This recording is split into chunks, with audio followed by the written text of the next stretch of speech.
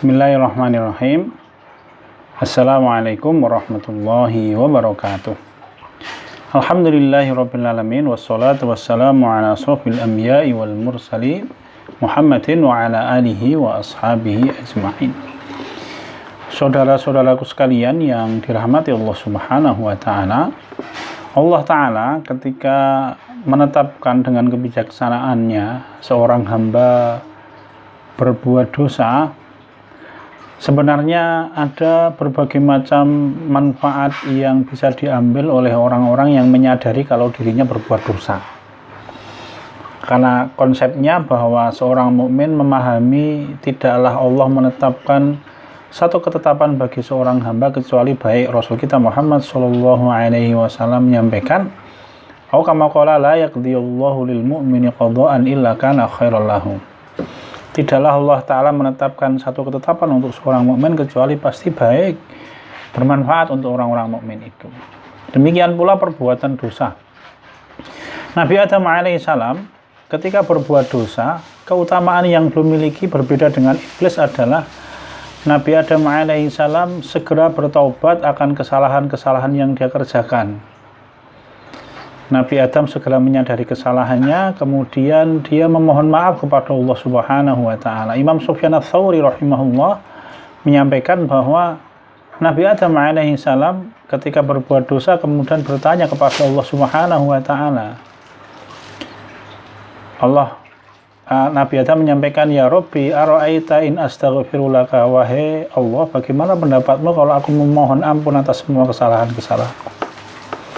Allah Ta'ala menjawab, "Idzan la adkhulannakal jannah." Kalau begitu aku akan masukkan engkau kembali ke dalam surga.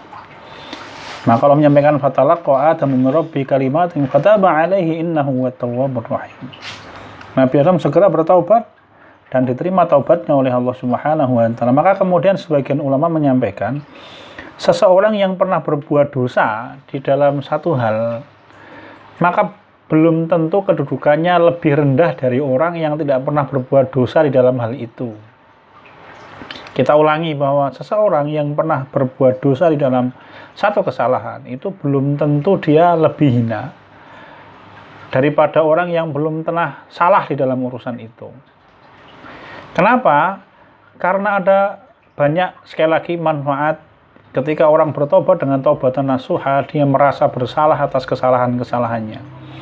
Imam Ibnul Qayyim al-Jauziyah rahimahullah menyampaikan bahwa ketika orang menyadari kesalahannya, dia akan merendahkan diri di hadapan Allah, dan ketika itu kemudian akan menumbuhkan sikap satu khauf, takut kepada Allah Ta'ala. Orang yang menyadari dosanya banyak, maka dia takut kepada Allah. Kadangkala rasa takutnya melebihi orang-orang yang belum pernah berbuat dosa.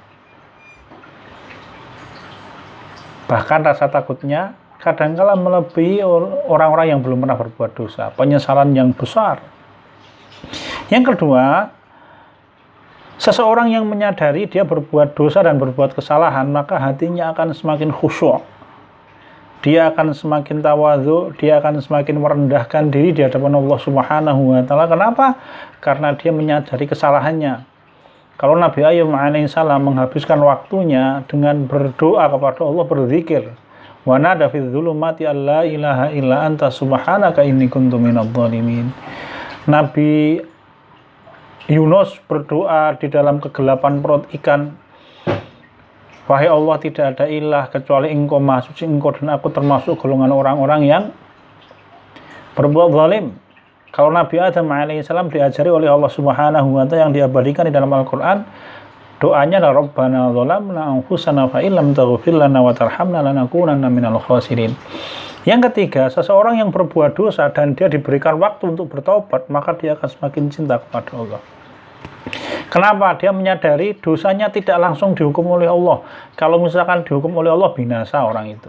Yang kedua, dia menyadari Allah memberikan waktu untuk memperbaiki diri.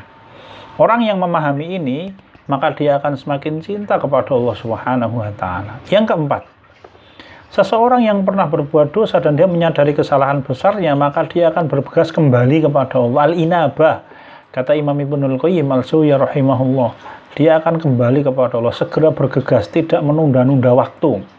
Kenapa? Karena Allah Ta'ala menyampaikan menunda waktu itu bisa mengeraskan hati. Alam ya'ni lil ladzina amanu an takhsha'a qulubuhum li dzikrillahi wa ma nazala minal haqq. Wa la yakunu kal ladzina utul kitaba min qablu fatala 'alaihimul amatu faqasat qulubuhum. Fatala 'alaihimul amatu faqasat qulubuhum. Ketika waktu berlangsung lama, orang lupa dari Allah, maka hatinya keras. Sehingga orang yang menyadari banyak kesalahan, dia segera bergegas kembali kepada Allah Ta'ala. Yang kelima, manfaatnya apa? Akan mendorong orang untuk mentaati Allah.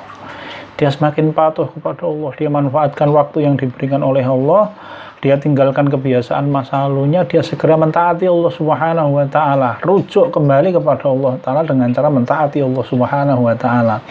Dan itulah inti dari taubat, meninggalkan jalan yang gelap menuju jalan Allah, meninggalkan maksiat menuju ketaatan kepada Allah Subhanahu wa Ta'ala. Yang paling akhir, yang keenam, menghinakan diri di hadapan Allah. Ini 6 manfaat yang bisa diambil ketika orang menyadari kesalahannya, kemudian dia segera bertaubat kepada Allah Subhanahu wa Ta'ala. Kita semuanya pasti pernah berbuat dosa. Mari kita jadikan diri kita orang-orang yang bisa mengambil manfaat baik dari kesalahan-kesalahan yang pernah kita kerjakan. Sekian dan demikian. Subhanakallahumma wa bihamdika asyhadu an la ilaha illa anta astaghfiruka wa atubu ilaik. Walhamdulillahirabbil alamin. Wassalamualaikum warahmatullahi wabarakatuh.